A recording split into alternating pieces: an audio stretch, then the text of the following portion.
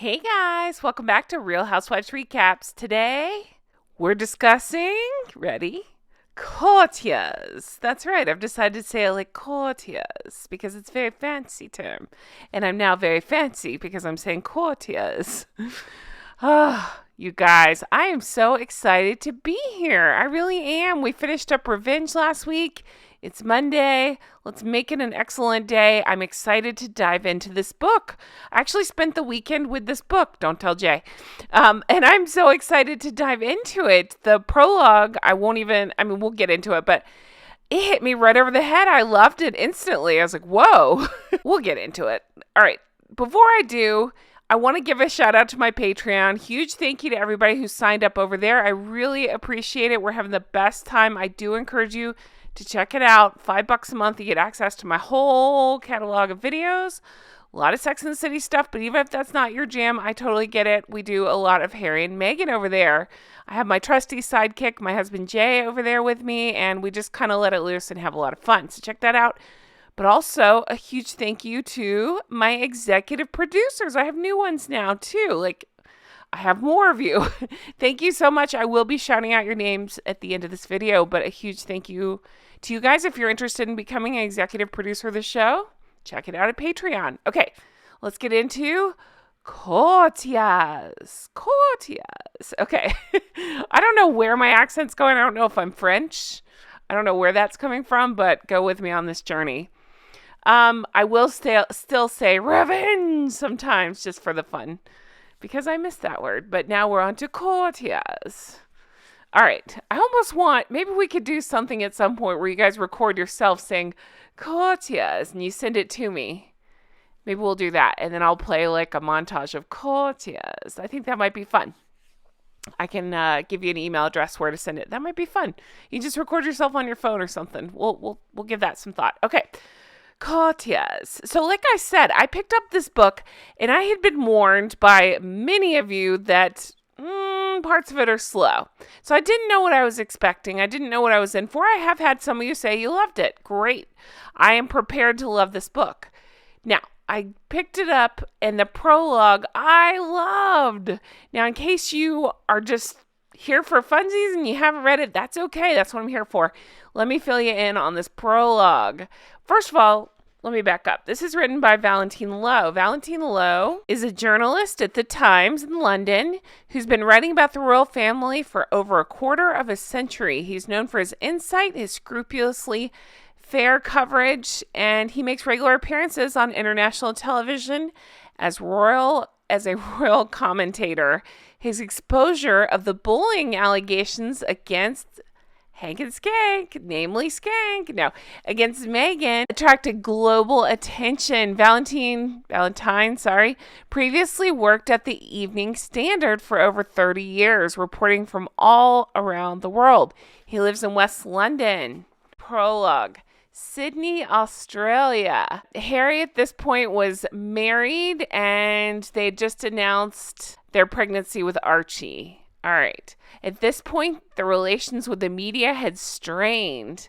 So this was mostly about Harry. He talks about Harry glowering and they were on this airplane, right? And Harry was meant to go to the back of the plane to thank the press for tagging along on this trip and documenting the tour that they were doing. They were headed from Australia. Where were they headed? Was it to Fiji from there? Doesn't matter.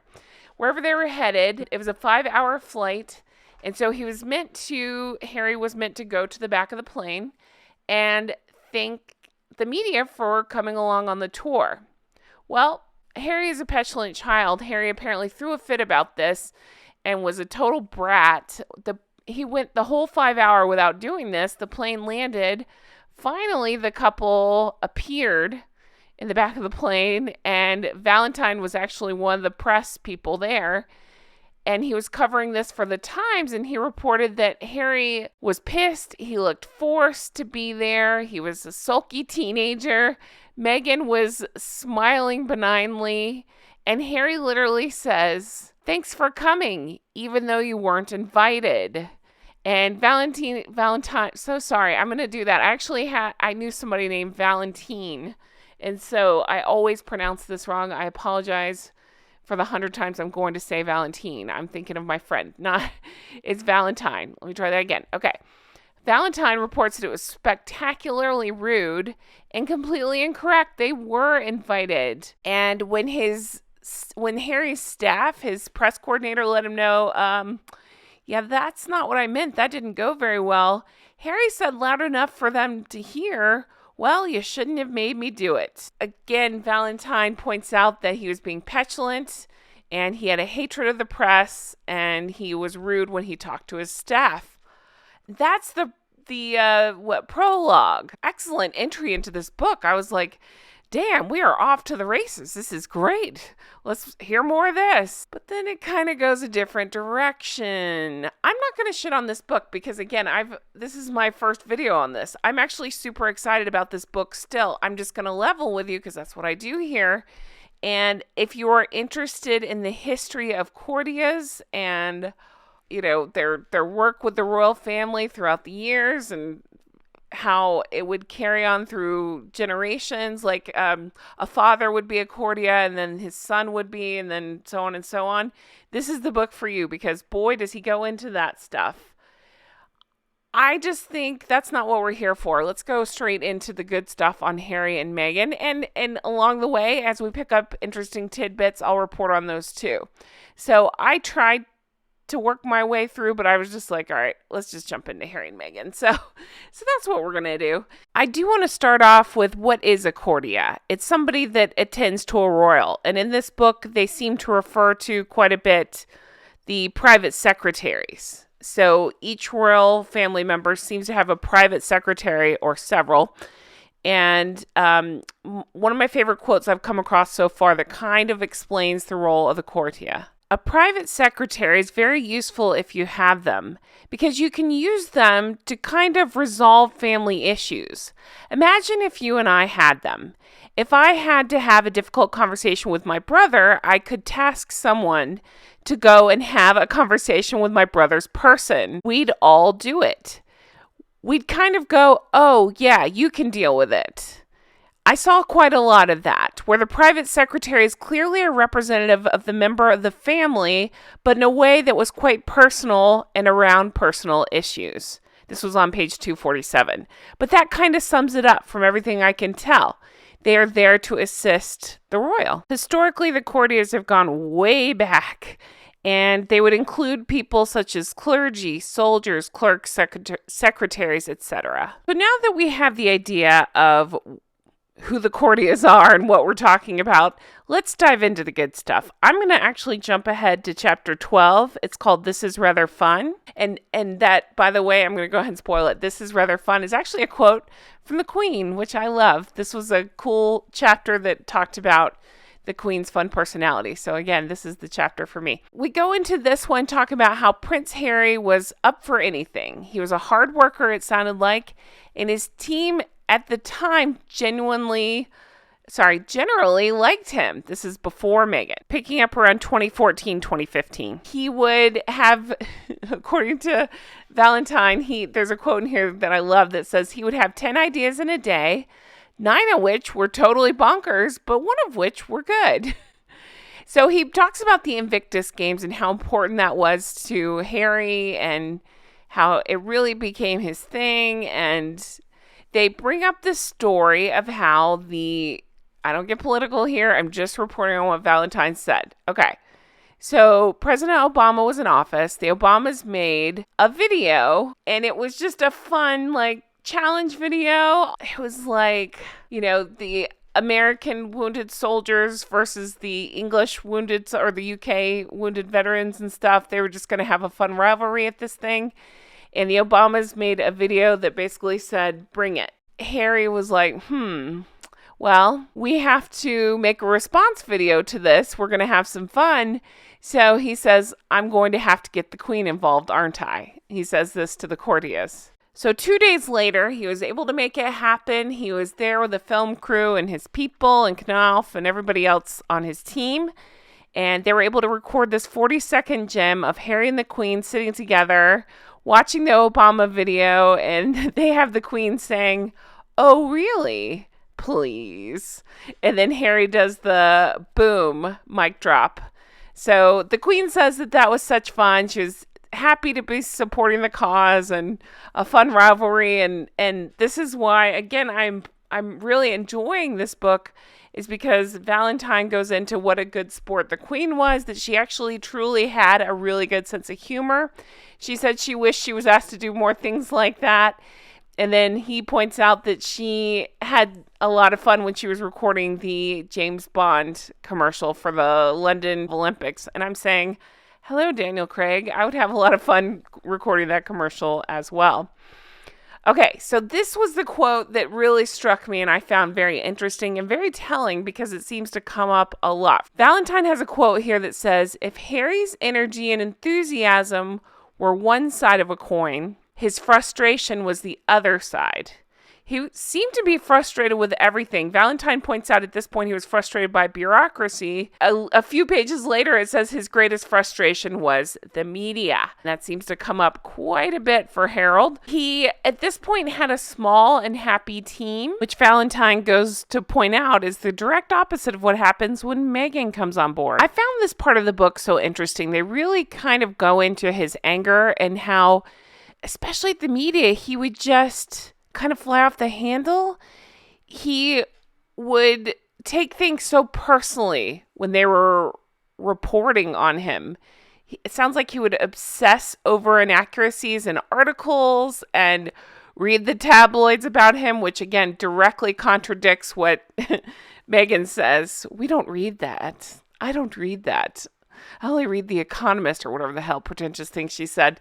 But again, Valentine goes into, he would have these courtiers, this is what he'd have them working on, is fighting against the media reporting on him.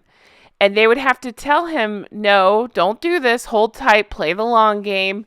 And he would get super frustrated about it. He'd want to go after anybody that talked about him in the press. Harry wanted, at this time, his office to be small, agile, and to be able to deliver. He wanted to have a good, close relationship with everyone who worked for him. And I love this. I actually saved this quote. It says, it was an interesting contrast from what would happen when he married Meghan. She appeared to have strict demarcation lines and usually did not have anything to do with anyone other than the most senior officials. Okay, so again, right before he met Meghan, he had a small office and he was not far away from his office. His home was next door in Nottingham Cottage. Believe me, we heard a lot about Notcott, right?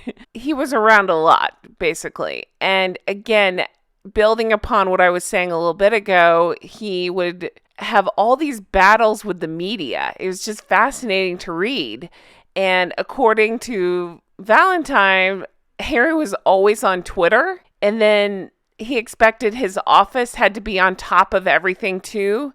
Quote, every minor infraction was a big deal. So they bring up this interesting thing that happened. So I love Jo Brand. If you don't know who she is, she's an English comedian, very funny. I love me some Taskmaster. I've talked about that before. She was on Taskmaster. She's been on Would I Lie to You? She was on Ab Fab. Anyway, she was on Have I Got News for You? Back in 2013, following the baptism of Prince George. She made a joke implying that Harry took substances. And anyway, it's hard to explain, but in a nutshell, she made a joke about him snorting substances that rhyme with smo-smain. Harry was apparently, according to this Valentine, he was apoplectic with rage. The row took up a ton of office time. His staff even had a meeting with the controller of BBC One, Danny Cohen. BBC refused to apologize. I think that's great. And eventually won the backing of BBC Trust, who said that viewers were not likely to take the comedy program seriously. Valentine goes on to explain that it wasn't always this way. He was fun to work with on tours when he wasn't angry. He was very creative and hands-on. He worked hard on his tours. He cared about things being done in a predictable way. He wanted engagements and speeches to be really good. He took everything he did on tours in particular really seriously. But again, it says he was fun to work with when he wasn't angry. So again, the anger is coming up. And they said his needs for fights was there the whole time. When he was angry, he'd go red in the face until he calmed down. It was nonstop texting and messaging throughout the night. His biggest gripe about working with the Royal Rota, the system in which royal correspondence gets access to events.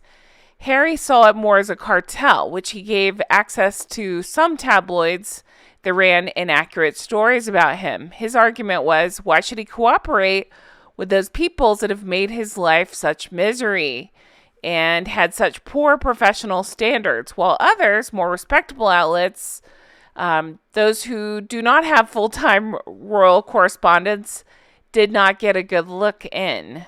It was an obsession of his for years until he and Meghan stepped down and no longer cooperated with the Royal Rota. That's hard to say. He spun in a negative way. Valentine explains, no. It's a system that works perfectly well. It gives all media equal access to the royal family without discrimination, while also allowing the palace to control the number of media outlets who attended events. And as for the palace, they simply felt like the fight was not worth having. So 2016 rolls around. It was October 30th. The Sunday Express had an exclusive that got followed up by media outlets around the world. Prince Harry, said reporter Camilla Tomini, was secretly dating U.S. actress, model, human rights campaigner, I'm reading quotes here, called Meghan Markle. So in an instant, all the news started to land, and here comes the dastardly duo. So Harry already hates the media, right? He distrusts them, and then this is going on, so it makes it even worse. Now, let me get to the interesting bit of goss here. On page 253, Valentine points out, Meghan said, and I quote, "If you don't put out a statement confirming I'm your girlfriend, I'm going to break up with you." Of course she wanted him to put out this statement. She wanted her name out there. Harry was in a panic. Everything he'd feared was happening right in front of his eyes. He hated the press. He didn't want to lose her. I don't understand this.